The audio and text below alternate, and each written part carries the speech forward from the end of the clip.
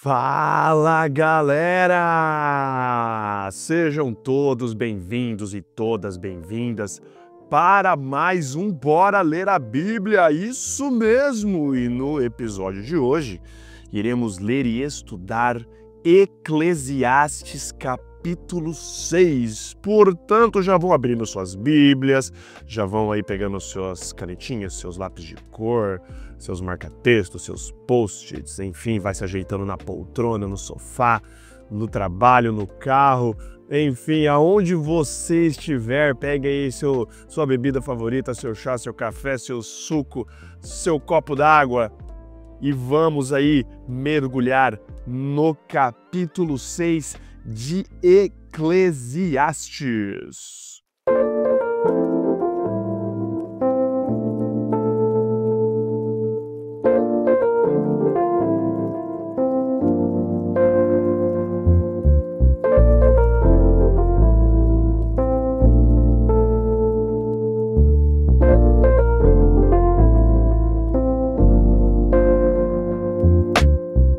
Já emendando aqui, vamos, relembrar só rapidamente o que a gente viu no último episódio, onde estudamos aí o capítulo 5 de Eclesiastes, que fala basicamente sobre religião, poder e dinheiro. A gente estudou, e vimos ali a diferença de ganhar dinheiro, ter riquezas e amar as riquezas e amar o dinheiro. Enfim, a gente viu várias coisas sobre isso, a inutilidade das riquezas. Ainda Salomão aqui, o Kohelet, no capítulo 5, continua nesse discurso de nada faz sentido, e ele vai continuar, basicamente aqui no capítulo 6. Então já vão abrindo aí no capítulo 6, que a gente vai ler um capítulo curto, é um capítulo rapidinho, é como se fosse uma conclusão de uma sessão. Nós iremos ver no próximo episódio que o livro de Eclesiastes ele tem duas sessões. Primeira sessão que vai até aqui o capítulo 6, que nós iremos estudar hoje, e a segunda sessão que vai do capítulo 7 até o final do capítulo 12. A temática vai mudar no próximo episódio, no discurso de Salomão, mas até aqui no capítulo 6, a temática continua a mesma. Só que agora no capítulo 6 tem uma coisa a mais. Nesse capítulo 6, as perguntas retóricas aumentam e as respostas realmente não aparecem. Parece que aqui no finalzinho desse discurso que termina no capítulo 6, do capítulo 1 até o capítulo 6, porque lembrando que eles não escreviam em capítulos, isso é como se fosse um livro mesmo. Mas até esse pedacinho aqui, até esse final do capítulo 6, as perguntas aparecem, mas agora e sem resposta, mas agora aqui no capítulo 6, parece que Salomão intensifica esse questionamento e demonstra que ele tem, como colocaria a palavra? Ele tem uma sede por respostas, uma sede por sentido e significado na vida, que nem mesmo o que ele afirmou que era bom no capítulo anterior, no capítulo 5, agora aqui no capítulo 6, também não satisfaz. Vamos ler? E aí a gente vai comentando, aí vocês vão entender melhor. Capítulo 6, verso 1, na minha Bíblia, que está na nova versão transformadora, começa assim. Vi debaixo do sol outra grande tragédia que pesa sobre a humanidade. Deus concede a alguns muita riqueza, honra e tudo o que desejam, mas não lhes dá a oportunidade de usufruir disso. Vamos parar aqui rapidinho. Quando hoje fala riqueza, honra e tudo o que desejam, eu não sei como está na Bíblia de vocês aí, isso reflete exatamente o que Salomão ganhou de Deus quando ele pediu sabedoria. Salomão poderia ter pedido qualquer coisa para Deus. Quando ele foi, Deus aparece para Salomão, fala: Salomão, você pode pedir o que você quiser e tudo mais. E Salomão fala que ele queria sabedoria. E aí Deus fala assim: porque você me pediu sabedoria e não me pediu o resto, eu vou te dar, então, riqueza, honra, enfim. Isso reflete exatamente o que Salomão ganhou de Deus por não pedir isso para Deus. Ele ganha riqueza, ele ganha honra, ele ganha saúde, ele ganha honra, enfim. Deus concede a alguns muita riqueza, honra e tudo que desejam, mas não lhes dá a oportunidade de usufruir disso. Eles morrem e outro acaba usufruindo de todas essas coisas. Isso também não faz sentido. É uma verdadeira desgraça. Salomão aqui está refletindo, tipo, de novo, a gente acaba de vir de um capítulo, do capítulo 5, que ele fala assim, é bom que as pessoas comam, bebam, desfrutem os resultados do seu trabalho. Também é bom receber de Deus riquezas e boa saúde para aproveitá-las, alegrar-se com o trabalho. Mas na sequência parece que ele está contradizendo ele mesmo. Ele fala assim, Deus concede a alguns muita riqueza e honra e tudo que deseja, mas não lhes dá oportunidade de usufruir. Eles morrem e outro acaba usufruindo de todas as coisas. Isso também não faz sentido. Então, parece que realmente agora, nem ter e nem o não ter faz sentido para Salomão. Por isso que eu falo que ele tem aqui um desejo de algo que ele sabe que falta, mesmo tendo tudo, ou não tendo nada, ainda falta aquele molho, sabe? Falta aquele tempero, falta aquela coisa que ele não, até que ele não nominou, falta alguma coisa. Verso 3. Um homem pode ter 100 filhos e viver muitos anos. Se porém nem encontrar satisfação alguma na vida e não tiver nem mesmo um enterro digno, teria sido melhor que houvesse nascido morto. Pois assim seu nascimento teria sido inútil, e ele teria desaparecido na escuridão. Não teria recebido sequer um nome, jamais teria visto o sol, nem saberia de sua existência. E no entanto teria desfrutado mais paz que se houvesse crescido e se tornado um homem infeliz. Mesmo que vivesse 2000 anos, não acharia contentamento, e visto que deve morrer como todos os outros, de que adiantaria? E aqui, verso 3 até o verso 6, Salomão, vindo desse raciocínio, ele fala assim, mano, o cara pode ter 100 filhos, viver 2000 anos, mas se ele não encontrar satisfação na vida, o que adianta? Quantidade não tem nada a ver com qualidade, isso que ele está querendo dizer. Não adianta você ser rico, você ter saúde, você ter família, você viver 2000 anos, se você não encontrar satisfação, o que adianta? Só que ele está falando assim, se você não encontrar satisfação, sendo que ele já afirmou que Deus concede riqueza, honra, mas eles morrem, não acabam usufruindo de tudo isso não faz sentido. Salomão ele está se colocando aqui, ele está falando de várias situações e que realmente, tanto você ter muito, quanto você não ter nada, você aproveitar ou não aproveitar, não está fazendo sentido para ele. E aqui, do verso 3 até o verso 6, tem uma coisa mais profunda ainda, que a gente já comentou em episódios anteriores. Quando ele fala dessa pessoa que nasceu morto, que aproveita melhor, obviamente aqui vem na nossa mente a história do irmão mais velho dele que nasceu morto. Fruto lá do adultério de Davi com Batseba, de toda aquela história que esse bebê ele já nasce morto. E Salomão vem logo depois, porque ele vem falando lá depois, quando você lê o texto, fala que Davi vai consolar Batseba, e ele dá um filho para ela e ela chama ele de Salomão. Salomão vem logo depois. Ou seja, Salomão aqui está se comparando com o irmão mais velho dele que nasceu morto. Ele fala assim, cara, qual a diferença entre a minha vida e a diferença e a vida não vida do meu irmão, que nasceu já morto? Que vantagem eu tenho sobre ele? Nenhuma. Ele está falando aqui que, cara, olha só, mesmo que vivesse 2000 anos, não acharia contentamento, sabe?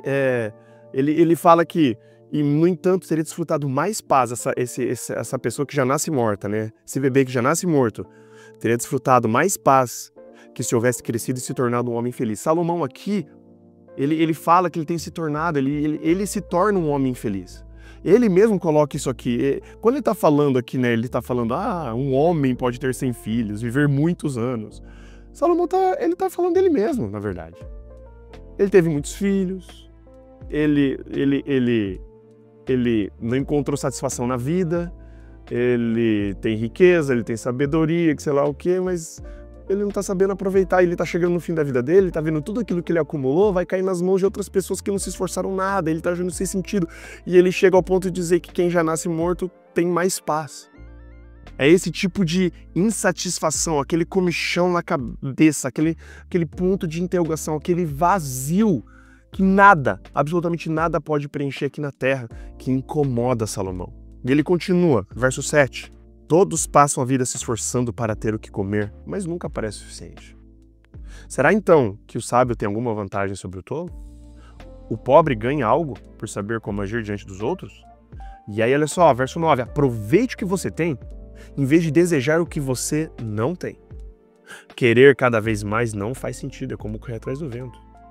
De novo, aquela história, né, de você olhar para a grama do vizinho, a grama do vizinho é sempre mais verde, esse negócio de inveja, de você olhar o que o outro tem e achar que é o que você precisa. Só que Salomão já coloca aqui, cara, você vai atrás, você nunca vai ser saciado. Ele fala aqui no verso 7, todos passam a vida se esforçando para ter o que comer, mas nunca parece suficiente. Ele coloca aqui questão de comida, nunca parece suficiente. E não adianta também você querer o que o outro tem, porque quando você conseguir o que o outro tem, você vai achar uma outra coisa que você não tem que o outro tem. E aí você vai se esforçar, e você vai passar a vida inteira vivendo em prol de olhar para o lado, olhar para o outro, olhar para aquilo que você não tem em comparação com o outro, do que realmente viver a vida e desfrutar o que você já tem em mãos.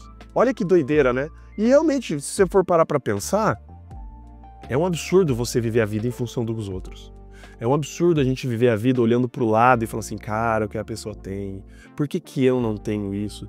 Tipo assim, cara, e do mesmo jeito que você tá olhando isso pra alguém, deve ter alguém nesse momento também olhando pra você e também, pô, o que esse parça, essa pessoa aqui tem, eu não tenho. Então assim, no final das contas, Salomão fala, aproveita o que você tem. Aproveita o que você já tem em mãos e para de ficar olhando pro lado. Porque mesmo você, olha, a doideira, né? Mesmo você aproveitando o que você tem, isso também não vai fazer sentido, é tudo passageiro. De novo, a raiz, quando ele fala não faz sentido, é tudo vaidade, vem da raiz rebel, que significa vapor.